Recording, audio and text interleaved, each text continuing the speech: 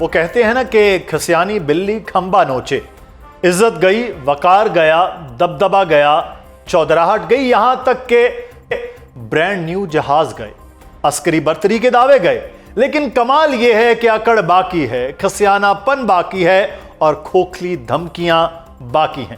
شرمندگی چھپانے کے لیے اپنے قد سے اور حد سے بڑے دعوے کیے جا رہے ہیں۔ شکست خوردہ بھارت کے شکست زدہ آرمی چیف جنرل اپیندرا دویدی نے کل ایک مضحکہ خیز اور حیران کن دھمکی دی کہ پاکستان انتخاب کرے کہ وہ جغرافیے میں رہنا چاہتا ہے یا پھر تاریخ میں رہنا چاہتا ہے۔ حالانکہ ابھی ہفتہ بھی نہیں ہوا جنرل دویدی کے مارکہ حق میں ہزیمت کا 1 سال مکمل ہوا ہے، اور اس ریئلٹی چیک کے بعد اب بھارت میں RSS جیسی تنظیم اور معتدل اور معقول آوازیں پاکستان سے مذاکرات کی باتیں کر رہی ہیں، لیکن جنرل دویدی کو اس ہزیمت کی شرمندگی سے نکلنے کے لیے اتنی بڑی دھمکی اور للکار دی جو ان کی کمزور سی چھاتی کے شایان شان نہیں۔ جنرل اپیندرا دویدی نے شاید یہ بیان دیتے وقت وردی کی طاقت تو محسوس کی ہوگی، مگر تاریخ کا وزن نہیں۔ یہ کہنا کہ پاکستان فیصلہ کرے کہ اسے جغرافیے کا حصہ رہنا ہے یا تاریخ کا، صرف ایک دھمکی نہیں تھی، یہ اس تکبر کی آواز تھی جو دہلی کے ایوانوں میں برسوں سے پل رہا ہے۔ وہ تکبر جو سمجھتا ہے کہ جنوبی ایشیا میں طاقت کا سورج صرف بھارت کے آسمان پر طلوع ہوتا ہے، مگر مسئلہ یہ ہے کہ تاریخ نعرے نہیں مانتی، تاریخ نتائج مانتی ہے، اور نتائج یہ کہتے ہیں کہ جس پاکستان کو مٹانے کی بات آج بھارتی آرمی چیف کر رہے ہیں، اسی پاکستان نے ہر جنگ، ہر دباؤ، ہر سازش اور ہر جارحیت کے بعد خود کو پہلے سے زیادہ مضبوط ثابت کیا۔ یہ پہلا موقع نہیں کہ بھارت نے گیدڑ بھپکیوں کا سہارا لیا ہو، کبھی سرجیکل سٹرائک کا شور، کبھی بالا کوٹ کی بڑکیں، کبھی میڈیا سٹوڈیوز میں جنگی موسیقی، اور اب ایک ایٹمی ریاست کو جغرافیے سے مٹانے کی بات۔ مگر سوال یہ ہے کہ آخر بھارت کو بار بار یہ اشتعال انگیز زبان کیوں بولنا پڑتی ہے؟ کیا اس لیے کہ مارکہ حق میں اس کا غرور ٹوٹا؟ کیا اس لیے کہ دنیا نے پہلی بار دیکھا کہ پاکستان صرف دفاع نہیں کرتا، جواب بھی دیتا ہے؟ یا اس لیے کہ دہلی کو احساس ہو چکا ہے کہ طاقت کا وہ یک طرفہ بیانیہ جو برسوں میڈیا اور پروپیگنڈے سے بنایا گیا اب حقیقت کی دیوار سے ٹکرا رہا ہے؟ مارکہ حق صرف بارود کی جنگ نہیں تھی، وہ اعصاب کی جنگ تھی، عزائم کی جنگ تھی، اور اس جنگ میں بھارت نے پہلی بار محسوس کیا کہ پاکستان کو دبانا اب اتنا آسان نہیں رہا۔ انہیں یقین تھا کہ چند حملے، چند میزائل، چند دھمکیاں پاکستان کو خوف زدہ کر دیں گی، مگر ہوا کیا؟ جو قوم خود کو خطے کا ناقابل تسخیر طاقتور سمجھتی تھی، اسے پہلی بار اندازہ ہوا کہ جواب صرف تعداد سے نہیں دیا جاتا، حوصلے، حکمت عملی اور یقین بھی جنگ جتواتے ہیں۔ اور شاید یہی وجہ ہے کہ آج بھارتی قیادت کے لہجے میں غصہ بھی ہے، جھنجھلاہٹ بھی، اور شکست کی خفت بھی۔ ISPR نے بھارتی آرمی چیف کے بیان کا جواب دیتے ہوئے بالکل درست کہا کہ پاکستان نہ صرف ایک تسلیم شدہ ایٹمی طاقت ہے، بلکہ جنوبی ایشیا کی جغرافیے اور تاریخ کا ناقابل تردید حصہ بھی۔ یہ جواب صرف سفارتی موقف نہیں تھا، یہ ایک حقیقت تھی، کیونکہ پاکستان کسی حادثے کا نام نہیں، یہ لاکھوں قربانیوں، ایک نظریے اور ایک قومی عزم کا نام ہے۔ یہ وہ ملک ہے جس نے دہشت گردی کے خلاف جنگ میں دنیا کی سب سے بڑی قیمت ادا کی، اپنے شہر جلتے دیکھے، اپنے جوان شہید کروائے، اپنی معیشت کو نقصان اٹھاتے دیکھا، مگر پھر بھی کھڑا رہا۔ اور دوسری طرف بھارت پر ریاستی سرپرستی میں دہشت گردی، سرحد پار ٹارگٹ کلنگز اور خطے میں عدم استحکام پیدا کرنے کے الزامات مسلسل لگتے رہے۔ دنیا جانتی ہے کہ اصل مسئلہ کیا ہے۔ اصل مسئلہ یہ ہے کہ ہندوتوا ذہنیت آج بھی پاکستان کے وجود کو دل سے قبول نہیں کر سکی۔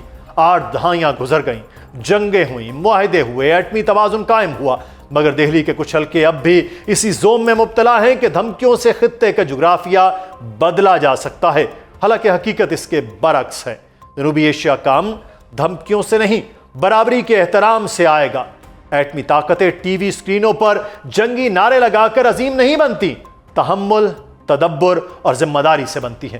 پاکستان نے واضح پیغام دیا کہ ہم امن چاہتے ہیں مگر کمزور نہیں، ہم مذاکرات چاہتے ہیں مگر دباؤ قبول نہیں کریں گے، اور اگر کوئی یہ سمجھتا ہے کہ پاکستان کو دھمکا کر جھکایا جا سکتا ہے تو شاید اسے مارکا حق دوبارہ یاد کرنے کی ضرورت ہے، کیونکہ اسی مارکا نے ایک بات ہمیشہ کے لیے واضح کر دی: یہ قوم خاموش رہ سکتی ہے مگر خوف زدہ نہیں ہو سکتی۔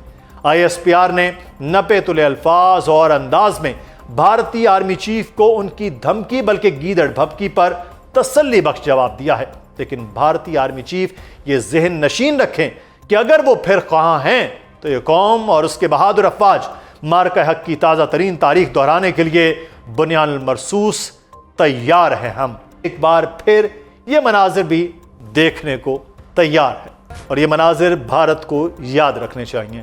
وفاقی دارالحکومت اسلام آباد میں مارکیٹیں رات 8 بجے بند کرنے کی حکومتی پابندی نے تاجر برادری کی کمر توڑ دی ہے۔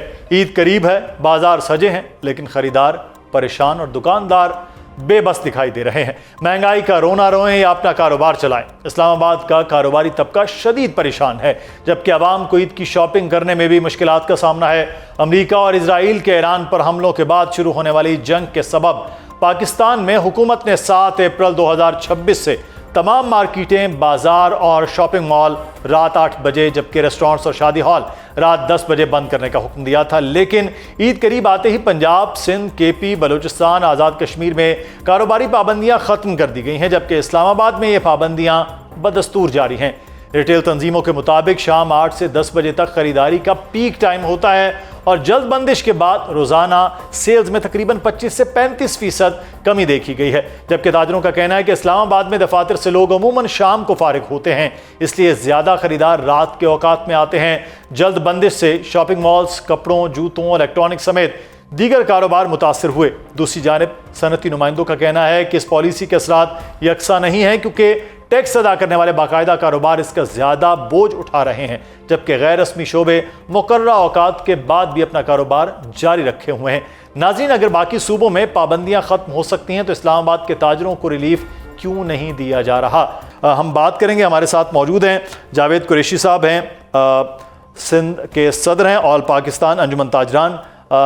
بہت شکریہ قریشی صاحب آپ کے وقت کا۔ کراچی میں تو بہرحال پابندی ہٹا دی ہے سندھ حکومت نے۔ کاشف چودھری صاحب موجود ہیں، صدر مرکزی تنظیم پاکستان اسلام آباد سے ہیں۔ بہت شکریہ کاشف چودھری صاحب آپ کے وقت کا۔ سب سے پہلے تو کاشف صاحب آپ سے جان لیتے ہیں، لاہور، کراچی، پشاور، کوئٹہ، چھوٹے بڑے سب شہر جو ہیں وہ پابندی سے مستثنا ہو گئے ہیں اگلے کم از کم اب 10-12 دن کے لیے، لیکن جو پابندی یہاں برقرار ہے کس طرح سے کوئی نقصان آپ کو ہو رہا ہے؟ حکومت سے آپ نے کوئی بات نہیں کی ہے وزراء سے کہ بھائی ہم پہ بھی یہ 10-12 دن 15 دن پابندی ہٹا دی جائے؟ سب سے پہلے تو میں پنجاب حکومت، سندھ حکومت، خیبر حکومت، بلوچستان حکومت اور آزاد کشمیر حکومت کا شکریہ ادا کرتا ہوں کہ جنہوں نے ہمارے مطالبے کے اوپر 15 تاریخ کو لاک ڈاؤن ختم کرنے کا اعلان کیا اور تمام تر کاروباروں کو آزاد وقت کے ساتھ مکمل کاروبار کی آزادی دی تاکہ عید کی خوشیوں کے موقع پر شہری آزادی سے خریداری کر سکیں اور تاجر بھی عید کی خوشیوں کے اس موقع کے اوپر اپنے سیزنل کاروبار کو پورے طریقے سے سر انجام دے سکیں۔